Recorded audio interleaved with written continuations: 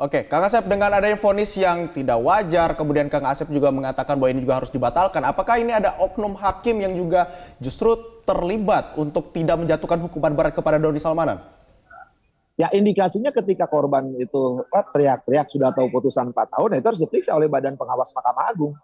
Kan teriak-teriak tuh, korban itu udah tahu putusannya gitu, ternyata sama gitu kan. Semalam sebelumnya Pak Guyuban udah mengatakan itu dari mana? Nah, perlu telusuri lebih lanjut kan. Oke, kalau kita bicara soal korban, Kang Asep.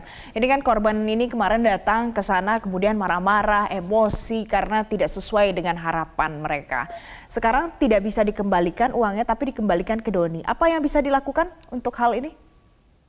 Ya, karena mereka sudah penggabungan gugatan di pasal 98, nanti kalau nggak berhasil ya gugat tersendiri lagi lah. Gugat perdata aja gitu. Kalau digugat perdata bisa ada potensi kembali lagi untuk para korban? Ya kan perdata itu penggugat itu orang yang merasa dirugikan. Sekalian merasa dirugikan kan silakan aja gugat gitu. Kalau dia merasa bahwa itu uang mereka gitu kan, karena jelas Doni tidak berhak atas barang-barang itu gitu kan. Barang itu kan dibeli dari uang hasil tadi ya.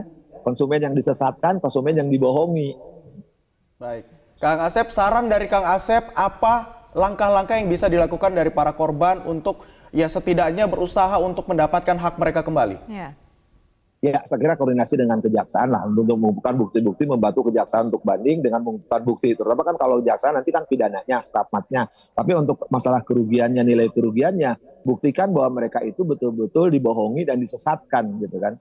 Jadi mereka betul tidak mengetahui bahwa itu ada perbuatan yang dilarang gitu. Komoditi berjangka itu ya, yang Kuatek itu aplikasi apriator Kuatek itu ada hal yang dilarang dan mereka tidak tahu. Dan itu jelaskan kepada jaksa. Tapi saya pikir tuntutan jaksa sudah jelas kok.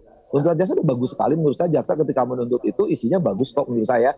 Jadi cukup diulangi lagi tuntutan itu dimunculkan dalam memori. Tapi kalau misalkan para konsumen ini tahu ya punya bukti-bukti sejak awal bahwa mereka disesatkan dan mereka dibohongi sehingga mereka menemukan kerugian, itulah harus disampaikan kepada JPU gitu kan. Pak Guyuban ini kan orangnya banyak, segera menyampaikan, segera kita hormatilah ya keputusan, tapi jangan cara-cara misalkan tidak digambar, tidak teriak-teriak, udahlah sampaikan bukti-bukti aja.